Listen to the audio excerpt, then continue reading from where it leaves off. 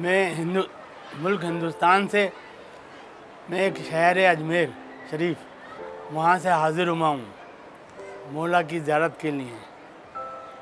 اجمیر بھی بہت ہی مشہور و معروف جگہ ہے، وہاں خواجہ معین الدین چشتی کا روضہ ہے جو اولاد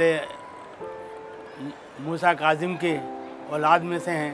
وہاں بھی لوگ بہت زیارت کے لیے آتے ہیں۔ جب لوگوں کو پیاس ہوتی ہے مدینے جانے کی، کربلا جانے کی، نجف جانے کی، مشہد آنے کی، تو اپنی پیاس بجھانے کے لیے جو یہاں نہیں آ سکتے وہ خواجہ غریب نواز معین الدین چشتی کے در پر حاضری دے کر اپنی پیاس کافی حد تک بجھا لیتے ہیں اور اپنی جھولیاں بھر کر وہاں سے چلے جاتے ہیں۔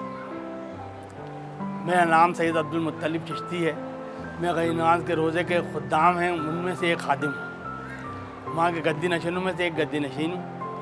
ہمارا کام زائرین کو کے وہاں دیکھ بھال کرنا، ان کے لیے دعائیں کرنا، ان کی جو تکلیفیں ہیں ان کو دور کرنے کے لیے خواجہ غریب نواز کے دربار میں دعائیں کرنا، ان کے کام آنا،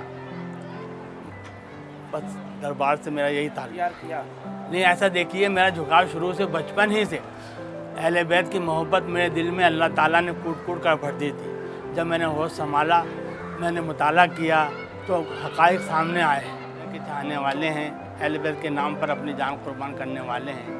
ہمیں اوروں سے کوئی مطلب نہیں، ہمیں رسول اللہ صلی اللہ علیہ وسلم کے بعد مولا علی کو مانتے ہیں، اور چشتیہ سلسلہ بھی ہمارے یہاں جو سلسلہ ہے مولا علی پر جا کر ختم ہوتا ہے، اس کے بعد رسول اللہ پر پہنچ جاتا ہے، درمیان میں کوئی نہیں ہے۔ ہم مولا علی کو بلا فصل خلیفہ مانتے ہیں اور جانشین مانتے ہیں رسول اللہ کا، صوفیزم جانتے ہیں۔ اور آپ یہ بھی سن لیں کہ صوفی کا لفظ کہاں سے نکلا۔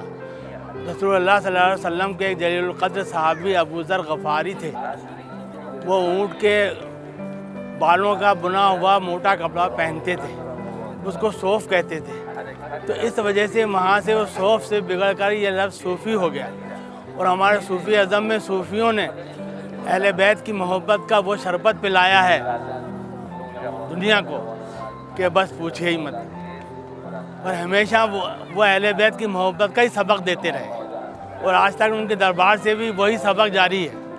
جو بھی ان کے درباروں میں جاتے ہیں وہ اہل بیت کی محبت کے شربت پی کر ہی آتے ہیں۔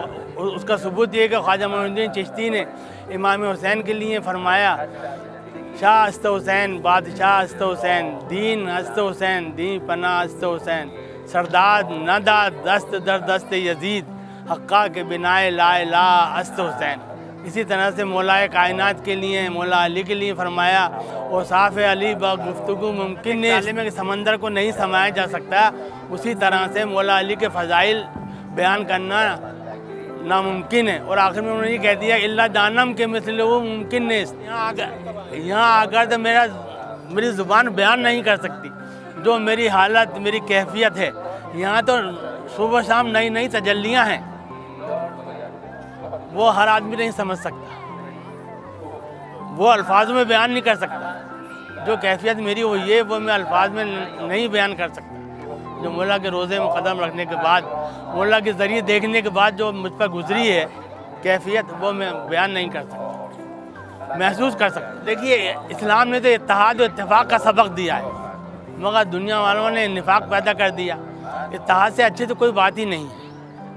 صوفی بھی اتحاد ہی چاہتے ہیں کہ بھئی اتحاد سے رہو، ٹھیک ہے تم جن کو مانو مگر ان کے مخالف مت بنو، اتحاد سے رہو۔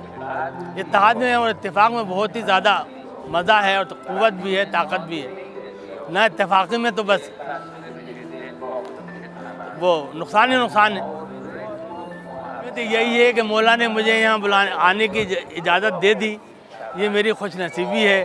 میری دلی تمنا، میری زندگی کی جو تمنا تھی وہ پوری ہو گئی میری، اور مولا سے یہی گزارش ہے، یہی التجا ہے کہ پھر دوبارہ یہاں آنے کا مجھے موقع ملے، اور یہاں پھر میری حاضری ہو، اور میرے بچوں کی حاضری ہو، میرے گھر والوں کی حاضری ہو، میرے دوستوں کی حاضری ہو، وہ بھی یہاں سے آ کے فیض یاب ہوں اور مولا کا جلوہ دیکھیں۔